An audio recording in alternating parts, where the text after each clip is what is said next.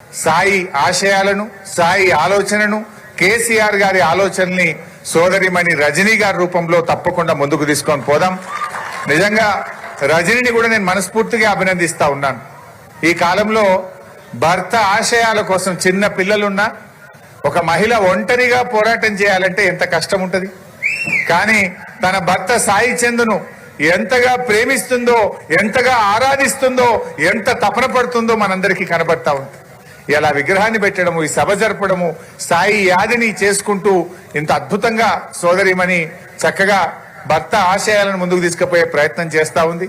తన ప్రయత్నానికి BRS party సంపూర్ణమైన మద్దతును ఎల్లవేళలా అందిస్తుందని మనవి చేస్తా ఉన్నాం.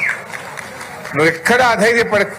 అన్ని రకాలుగా బీఆర్ఎస్ పార్టీ మీ కుటుంబానికి, నీకు మద్దతుగా ఉంటది. నిన్ను అన్ని రకాలుగా మా కుటుంబ సభ్యురాలుగా, మా సాయి ఎట్లయితే మా కుటుంబ సభ్యుడు అనుకున్నామో మిమ్మల్ని కూడా మా కుటుంబ సభ్యురాలుగా బీఆర్ఎస్ పార్టీ ఆదరిస్తుంది, అన్ని రకాలుగా అండగా ఉంటుందని చెప్పి మనం చేస్తాం. ఇంకో విషయం కూడా మీరు బహుశా ఇందాక తను రజనీ టచ్ చేసింది. Sai self made man. ఆయన పుట్టంగానే వెంకట్రాములు గారు పాపం తండ్రి గారు పేదల కుటుంబంలో పుట్టాడు. సాయి చిన్న వయసులో తల్లిని కోల్పోయాడు. సాయి పైకొచ్చిందంటే కష్టాన్ని నమ్ముకున్నాడు. ఆయన కష్టంతోని పాట పుట్టగానే ఎవరికి రాదు, దానికోసం తపన పడ్డాడు, నేర్చుకున్నాడు, ఇంప్రూవ్ చేసుకున్నాడు, రోజు రోజుకు ఇంప్రూవ్ చేసుకున్నాడు. తన గలాన్ని పెంచిండు, తన పెన్నుకు పదను పెట్టిండు. ఎక్కువ చదువుకోకపోయినా కష్టంతోనే సాయి పైకొచ్చిండు. ఒక కళాకారుడికి ఇంత ప్రేమ దొరికిందంటే నిజంగా అది ఏ ఒక్కరికో దొరుకుతుంది తప్ప, కోట్లలో ఒకరికి దొరుకుతుంది తప్ప అది ఒక్క సాయికే సొంతమైంది. సాయి ఎన్నో కష్టాలు పడ్డాడు. కొన్ని సందర్భాల్లో నాకు కూడా చెప్పుకొని బాధపడ్డాడు. ఇక్కడ ఇట్లా అయిందన్నా, నాకు ఇక్కడ బాధ కలిగిందని తన గుండెకి కలిగే బాధను కూడా అప్పుడప్పుడు నాతో కూర్చొని చెప్పుకునేవాడు. తన బాధను కూడా పంచుకునేవాడు.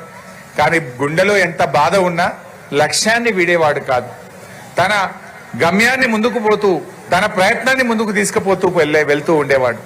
అందువల్ల ఈ తరం యువత కూడా నేను కోరేది ఒక్కటే, సమయాన్ని వృధా చేసుకోకండి, సాయిని ఆదర్శంగా తీసుకోండి, కష్టాన్ని నమ్ముకోండి. జీవితంలో ఒక పట్టుదలతో ప్రయత్నం చేస్తే తప్పకుండా మనం పైకి వస్తామనడానికి సాయి చంద్ ఒక ప్రత్యక్షమైన ఉదాహరణ. ఇలా సాయికి మనం నిజమైన నివాళి అర్పించాలంటే మళ్ళీ బీఆర్ఎస్ ప్రభుత్వం రావాలి, కేసీఆర్ గారు ముఖ్యమంత్రి కావాలని చెప్పి ఇవాళ మన అందరం కూడా ముందుకు పోవాలి. ఇవాళ ఈ రాష్ట్ర ముఖ్యమంత్రి, ఎందుకంటే జై తెలంగాణ అనే బీఆర్ఎస్ ప్రభుత్వం పోయింది, ఇవాళ నై తెలంగాణ అనే ప్రభుత్వం వచ్చింది.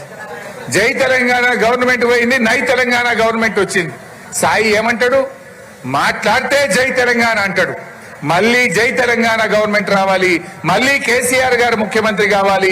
ఆ దిశగా సాయి అభిమానులుగా మీరందరూ కూడా ముందుకు సాగాలని చెప్పి కూడా ఈ సందర్భంగా నేను కోరుకుంటూ మరొక్కసారి సాయికి గుండెల నిండా నివాళులు అర్పిస్తూ మరి సాయి చంద్ గారికి ఆత్మశాంతి చేకూరాలని చెప్పి, సాయి చంద్ కుటుంబానికి బీఆర్ఎస్ పార్టీ పూర్తిగా అండదండలు అందిస్తుందని మనవి చేస్తూ జై తెలంగాణ.